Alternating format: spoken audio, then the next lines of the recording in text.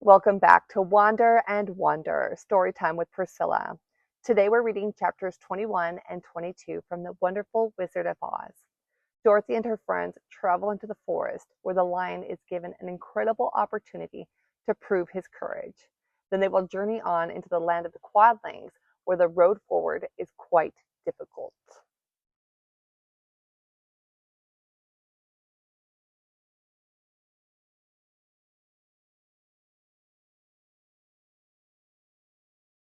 Chapter 21 The Lion Becomes King of Beasts.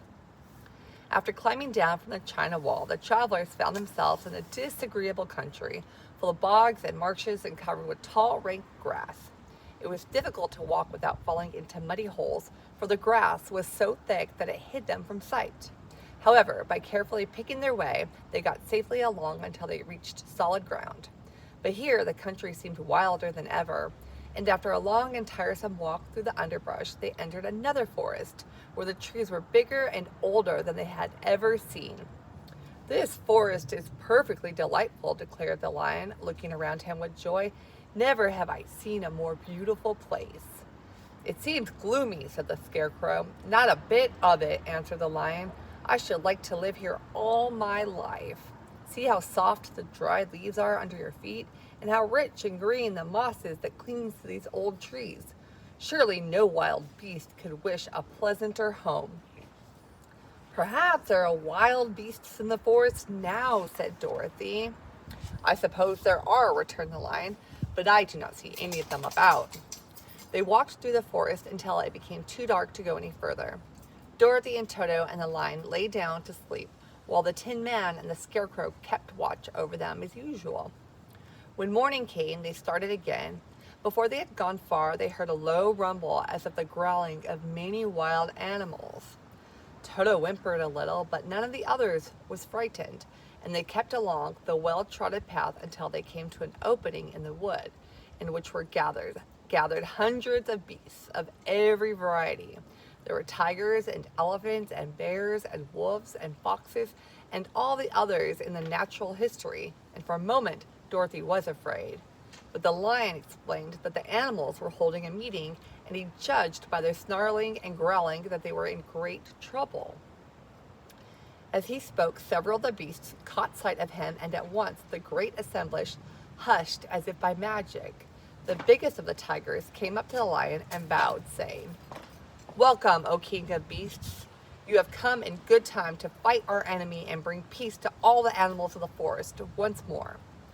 "What is your trouble?" asked the lion quietly.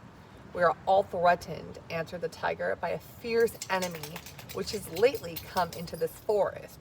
It is a most tremendous monster, like a great spider, with a body as big as an elephant and legs as long as a tree trunk. It has 8 of these long legs, and as the monster crawls through the forest, he seizes an animal with a leg and drags it into his mouth, where he eats it as a spider does a fly. Not one of us is safe while this fierce creature is alive, and we had called a meeting to decide how to take care of ourselves when you came among us." The lion thought for a moment. "Are there any other lions in this forest?" he asked. "No, there were some, but the monster has eaten them all. And besides, there were none of them nearly so large and brave as you." "If I put an end to your enemy, will you bow down to me and obey me as king of the forest?" inquired the lion. "We will do that gladly," returned the tiger, and all the other beasts roared with a mighty roar. "We will." "Where is this great spider of yours now?" asked the lion. "Yonder, among the oak trees," said the tiger, pointing with his forefoot. "Take good care of these friends of mine," said the lion, "and I will go at once to fight the monster."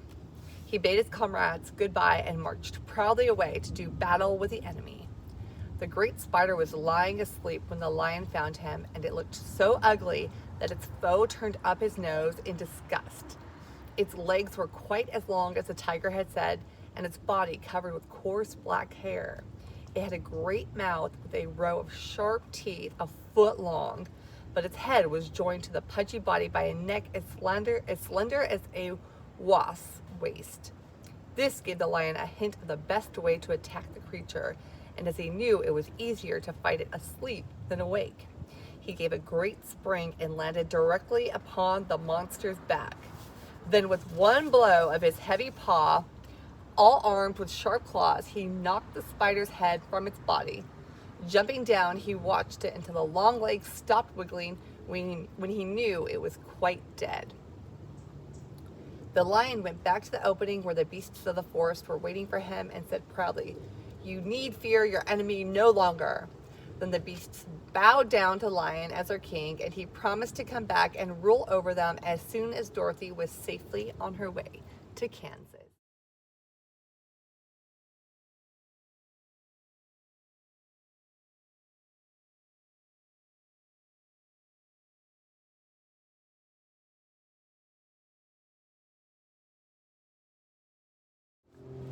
Chapter 22, The Country of the Quadlings.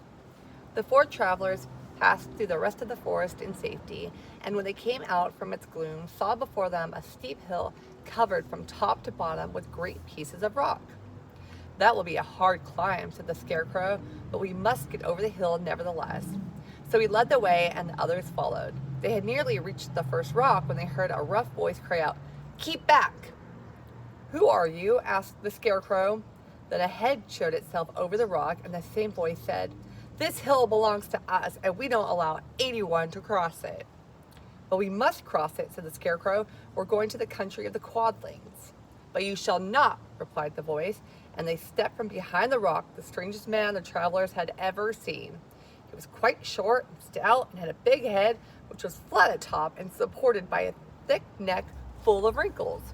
But he had no arms at all, and seeing this, the Scarecrow did not fear that so helpless a creature could prevent them from climbing the hill. So he said, "I'm sorry not to do as you wish, but we must pass over your hill whether you like it or not," and he walked boldly forward. As quick as lightning, the man's head shot forward, and his neck stretched out until the top of the head, where it was flat, struck the Scarecrow in the middle and sent him tumbling over and over down the hill. Almost as quickly as it came, the head went back to the body, and the man laughed harshly as he said, "It isn't easy as you think." A chorus of boisterous laughter came from the other rocks, and Dorothy saw hundreds of the armless hammerheads upon the hillside, one behind every rock.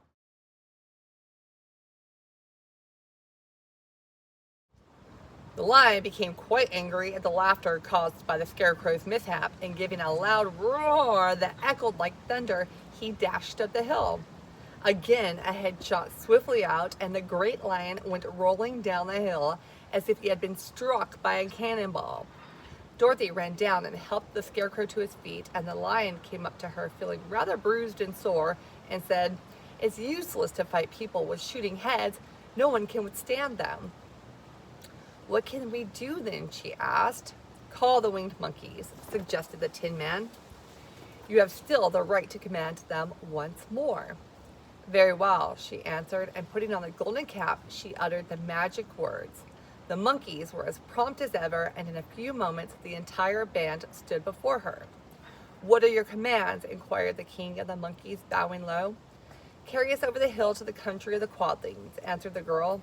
"It shall be done," said the king, and at once the winged monkeys caught the four travelers and Toto up in their arms and flew away with them.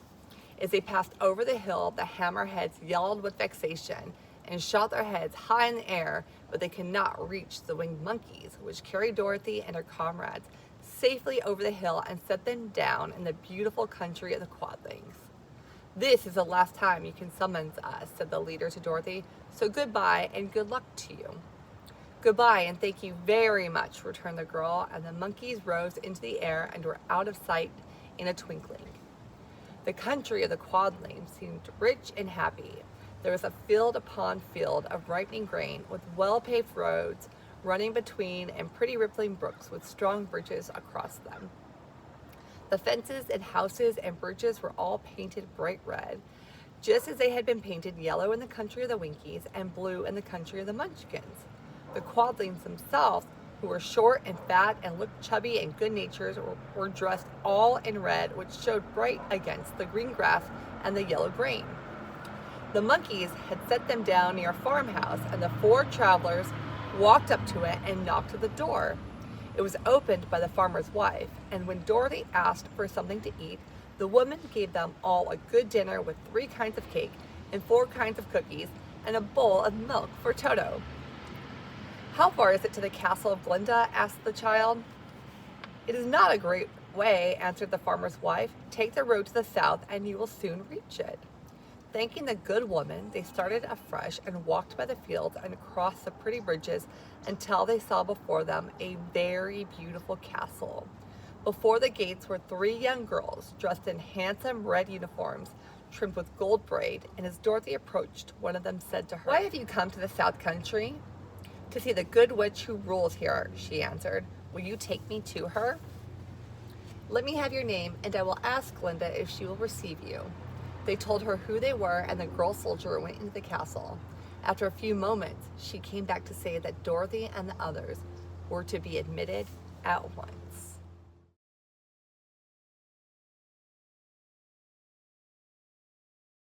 The lion got his moment to prove how courageous he truly is, and his life is changed forever. Dorothy and her friends press on, and with the help of the winged monkeys, they reach the South Country. Next time, they'll finally meet Glinda. Will she be able to help Dorothy and Toto get back to Kansas? Join me in the final chapters to find out. Bye.